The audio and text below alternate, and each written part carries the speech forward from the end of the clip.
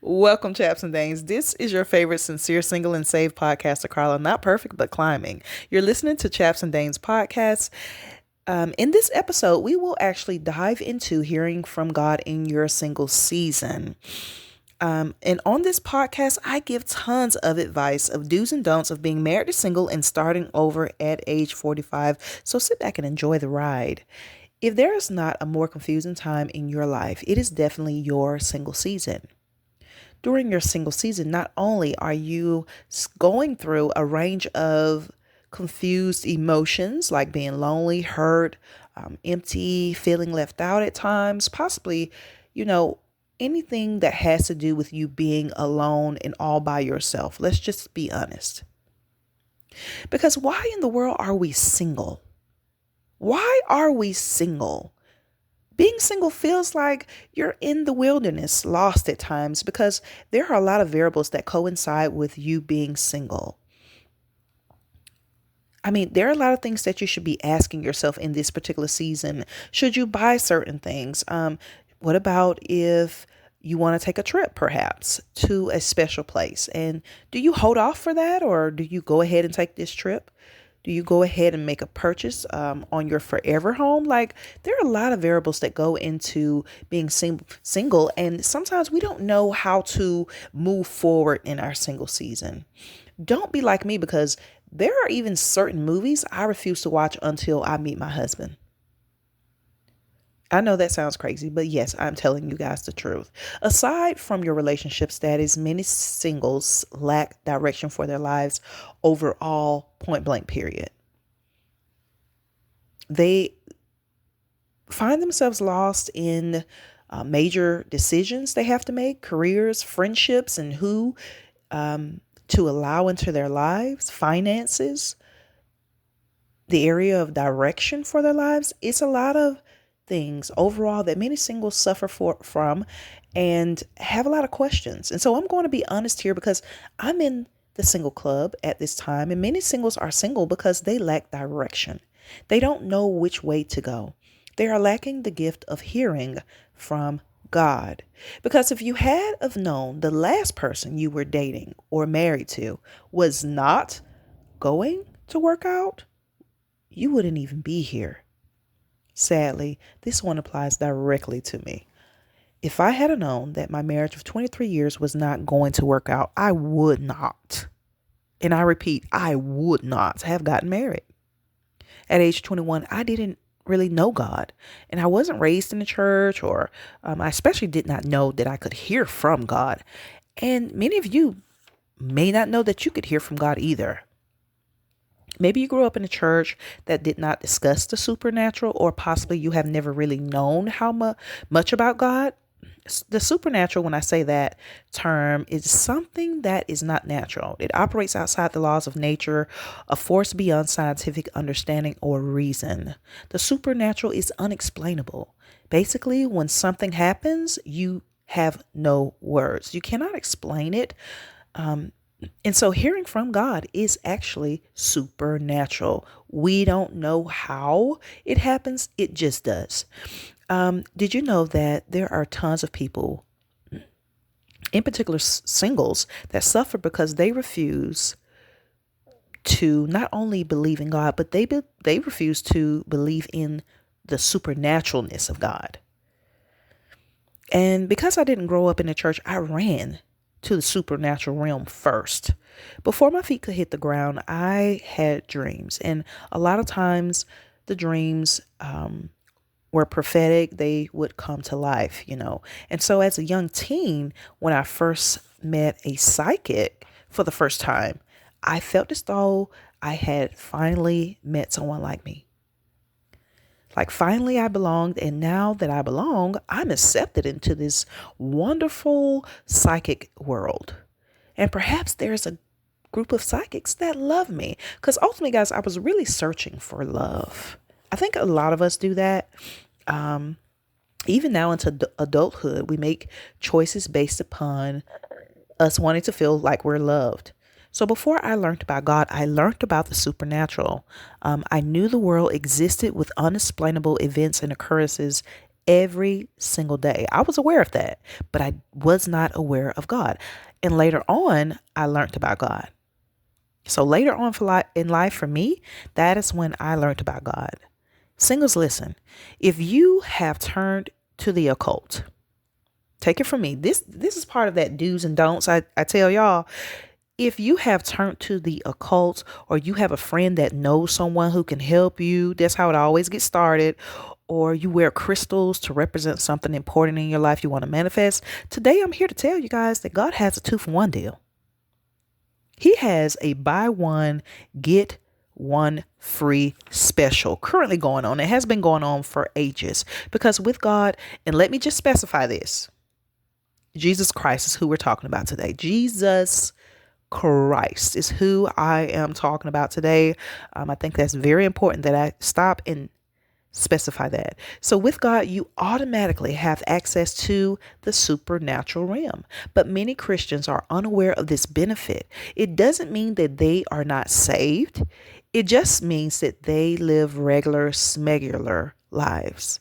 Because they don't really expect the spectacular, then they don't really experience the spectacular.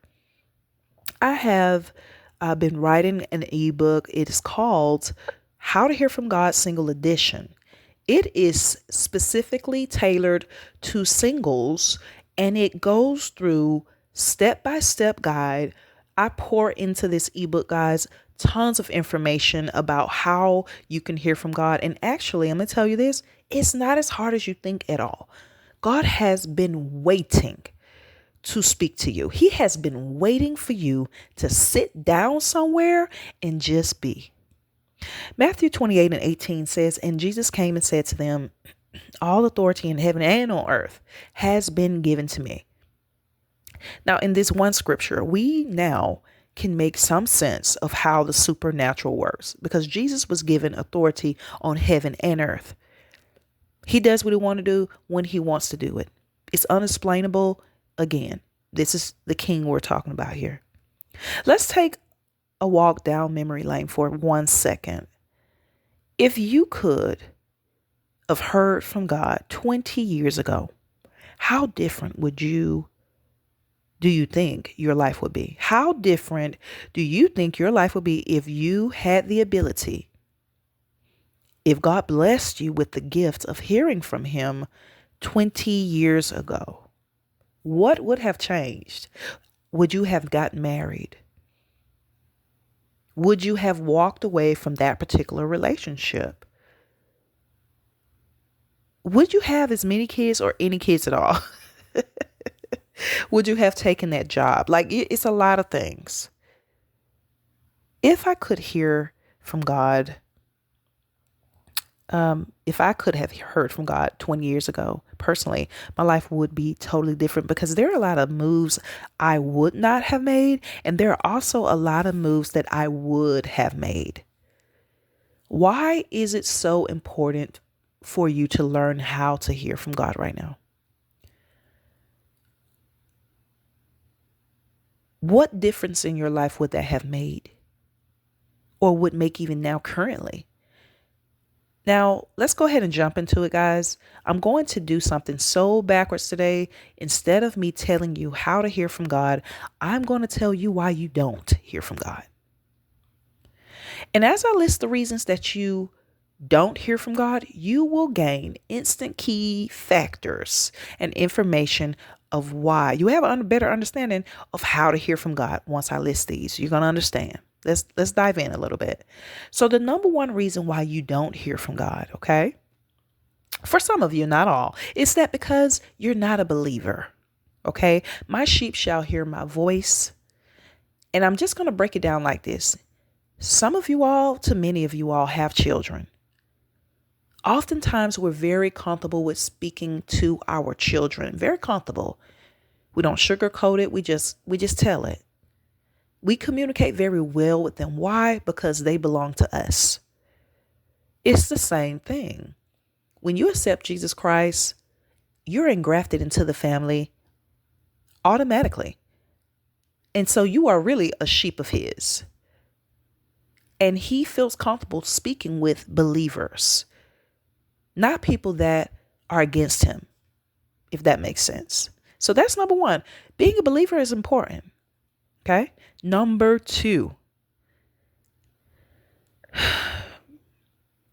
your mind and thoughts are all over the place because you don't make time to sit in the presence of God. Number two is spend time with God. God speaks more when you spend time with him. For many Christians out there, they don't understand that when you say I do to Christ, it's a relationship. He's seeking a relationship. You can go to church all you want to. Guys, again, church is great. I love church. We learn, we grow, we exercise our servitude muscles there. It's so much that's there. The presence of God is there. You know what I mean? Also, on a whole nother podcast I need to do, the curse of poverty is lifted when you get into the kingdom secret of paying your tithes and paying them faithfully. There are so many benefits of going to church. That's not what I'm saying. But today we're talking about something that's more important than you going to church, and it is about a relationship with Christ. That is where you need to start. God speaks more when you spend time with him. He already knows you. It's your turn to get to know him. And so God already knows you. Get to know him. Nourish and stir your relationship with him. And that will present so many different opportunities for God to start speaking to you. He does not like the wham bam thank you ma'ams. The quick prayer talking to him in prayer in the car. Say a quick prayer right before you go to bed. 2-second prayer. No. No. God wants you to sit down, and he, guess what, won't be second. So if you have something in your life that travails or trumps God in a way, then he's not satisfied with that. He will not be second to anyone or anything. Okay. Now here's interesting. The next one, you're going to be like, what? Okay. So I don't know if you guys heard this before, but number 3 is channels. Turn on your godly channels. Godly channels are channels that you can utilize to meet up and hear from God. I want to describe, this is what I call it, guys. This is the best way I can express to you how I hear from God on a regular. Is that I have mastered, because he has taught me how to turn on his channels. And channels are pretty much God's hangout spots. There are certain things that God doesn't mess with. And so if your life is centered and catered towards those things that he does not mess with, then that will explain hugely why you don't hear from God that often. Not to say you've never heard from God, but you don't hear as often as you would like. Okay. So turn on those channels. It's like when you make time to call someone, you're looking for the person to pick up. And so when you go and turn on your godly channels, he literally will meet you there. Okay. So you go and you are going expecting, in the position of expectation, and you're saying, God, hey, I'm finna do this and I'm looking for you to speak. Channels, guys. There are so many channels. Again, I go through this in my ebook. I break it down, and I even added more today. It is so many. I was like, wow, I keep this book is, as much as I want to wrap it up, I keep thinking of stuff and it just keeps coming up. So I have to keep going with this book. And that's why I'm not finished at this time. All right. Christian television is the next one. Now that's one channel. This is an example of a channel. And I know, and this is a literal channel, guys. That's the funny part. This is probably the only literal channel that I will list. Well, there is one more, but anyway, now this first channel is literal. It is Christian television. Turn on Christian television. When you begin to hang around God's agendas, projects, programs, wherever his presence is, show up, and he shows up on the other end. When you show up to turn the television on, and I know this sounds crazy, guys, it's not going to make sense. Again, this is the supernatural. He will use his appointed people to speak to you about exactly what you're going through. Yes, via television. I mean, it is no different than when you go to church, the pastor hits you. Like, you're like, how does he know this? It's the same way. He is using his people. He speaks to through them and they speak to you. He uses people. And so it's no different whether they're on television or not. He does the same thing via television, okay? Number 4, have conversations. When you show up, let me listen, change your perspective when it comes to prayer. Oh, I need to pray more. I need to read. I need to do. These are all opportunities. It is wonderful when you go into prayer to talk to God about your kids. It's so wonderful how you vouch and you show up for your family. You talk to God about your family. But after you finish praying for the world, talk to God about yourself. Prayer is an invitation for God to come into your world. It's an intimate time for you to invite God into the depths of your mess of a life. You always talk about how no one cares. And every time you wake up is a chance to talk to a God who not only cares, but he understands. So, Carla, but how can I hear from God during prayer? I'm glad you asked. Because prayer is your time for you to ask your life away. Grab you a journal and ask your life away. Write your questions down, have conversations. Guys, write down the date, time, write the question, and give God a chance to answer. He's going to go back to the journal to write down how he answered and the date that he answered. Guys, I do this all the time. Is this simple? He has to make it simple for us. Guess what? Because if it was difficult, then, it would be so, we wouldn't have direction, we wouldn't have wisdom. A lot of us, if he was not directing us. God is alive and well. And so we serve a God that once he died on the cross, was resurrected, rose 3 days. Once he went through that whole spiel, guys, and the Bible says he was alive and well. And it still exists today. He's here for you. It is a real relationship. And God has been waiting to speak to you. I tell my clients this all the time. They always say the same thing. He really don't speak to me. And once I give them the keys and kind of walk them through our sessions on how to hear from God, they'll come back and say, yeah, well, God told me such and such, I can't do that. Or he just, all of a sudden, it's flowing. Why? Because it's a relationship. You speak to God, he'll speak to you. Give God something to answer. Give God something to talk about. If it's a relationship, communication is key. That's number 1 in our natural relationships. And it's also number 1 in your relationship with Christ. If you guys have any questions, email me at chapsanddamespodcast@gmail.com.